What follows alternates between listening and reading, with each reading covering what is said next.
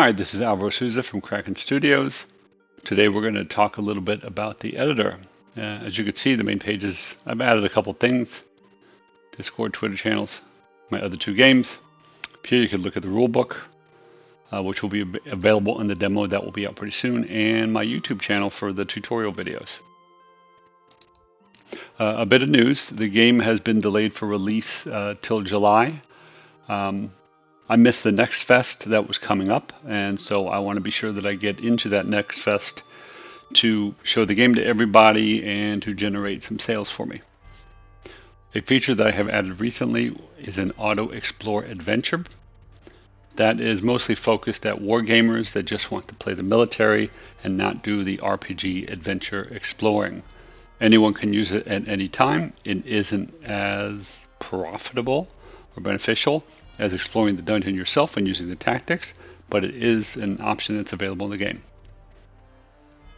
Okay, so we're going to take a look over here at the limit the help file over here at the map itself. So this is the big map. This is the same size as the main scenario. We're going to start over here with the map generation. This is not a full map generator. It is a most map generator. Because of the complexity of the game, the complexity of the map, how much detail I put on it, I just can't make a full map generator with kingdoms and territories and balance it all out and give them armies. Everything's very unique and distinct. Every kingdom has their own unique forces.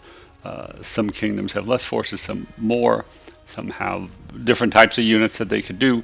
There's pretty much an infinite possibility. Well, not infinite, but an enormous amount of possibility to build any kind of unit that you want. Some of the kingdoms have dragons, some have undead, some have raiders, some have a raiding party to go on the coast. So there's a lot of possibilities. So this is a most generator that if you want to make a scenario, it doesn't take that long to do. So we're going to generate a map with the default scenarios, and you can see it starts off with a map. Does a pretty good job over here.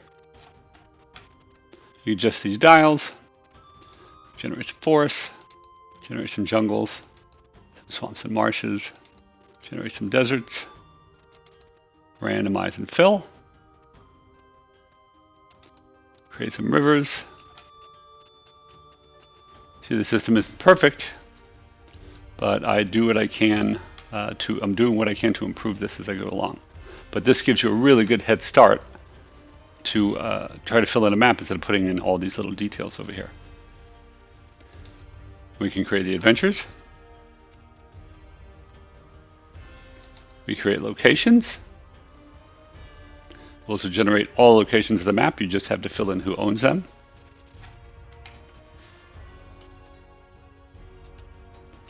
Maybe change a few things to make sure some kingdoms are balanced. Add a few ports, change a few tiles, and make sure there's an open sea for the port. And create roads, and this is really the toughest one. This is really, really hard to implement.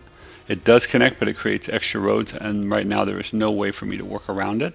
So it works pretty nice, but it is not perfect. I use the create roads function to create the primary roads, and then I modify them as I go.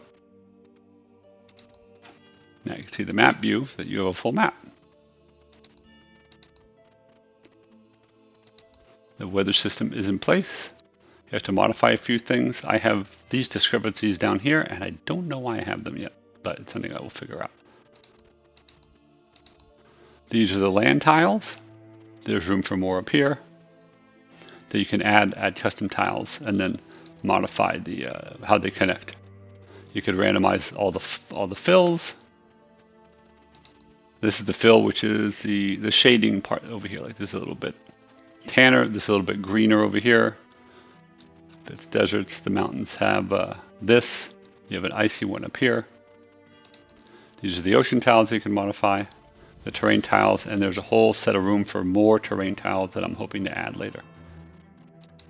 These are all the rivers. Yes, this is all the rivers, and this is all you need to make any kind of river. These are the roads. There's extra room over here to put some more special room tiles. The borders are fixed, of course. This is the weather map. Let me load up the weather here. Oops. There you go. So these are the seasons that you have: Arctic, winter, temperate, arid, tropical, going from north to south. And you can make modifications on the months for how cold it is, if it rains, if there's storm, if there's snow, blizzard. If you played Warplane, you're pretty familiar with this. This is the kingdoms. Let's load up the default kingdoms. You can modify them. You have the, well, let's go over here real quick, under the army template, and we're going to load the default armies. These are the default armies. So under kingdom, you could go over here to the default army list and say, well, I want everybody to have a swordsman. So you just, you create your list and you just clone the template and it puts the swordman over here. You can modify the swordman without modifying the default template. You can move them up on the list, and the order of this list determines how it shows up in their economy menu. So you can effectively change any of the stats. Like for example, I use swordsman as a general template, and then I could create different things for different countries. So their swordsmen are pretty standard. But if you go to the, let's see, the Black Crown, their swordsmen are beastmen, and they have slightly different stats over here. Some of the countries, they have less units. Some of the countries have more units. And you can see some of the contracts that you can get with technology. Change technology, the AI behavior. These are modifiers to the specific units. This is the politics. This still needs to be worked on. It isn't precise yet, but it's supposed to allow you to change the stance with different kingdoms between the two. This is the locations. You come over here to make custom locations, and you can add it to the map. These are all the adventures that are possible right now that you explore. All their images. Lots of nice, lovely images. These are the items. Let's load up the items. These are just default items to give you an idea, but these are the items that are in the game. So there's quite a few of them. Heroes. Here you could generate heroes to put them on the map. These are the spawns that go into the dungeon and their statistics. You create a new spawn, add it to the list. This is the army templates. These are the images that go with the armies. I'm hoping to add more images down here. These are just the base images for the, not the figurines, but the icons. The figurines would look different. And you could edit the map. You could edit locations. You could edit the weather. You have to turn the weather on to see which zone that you're changing over here. Like that. You can choose a hex, create an adventure, modify it, turn on and off hexes. Well, you're supposed to at least. And this is a save file. This gives you a brief overview on how this works, how the editor works. Oh, there's no borders update. So that's pretty much it. You're caught up on the news, and you guys have a great day.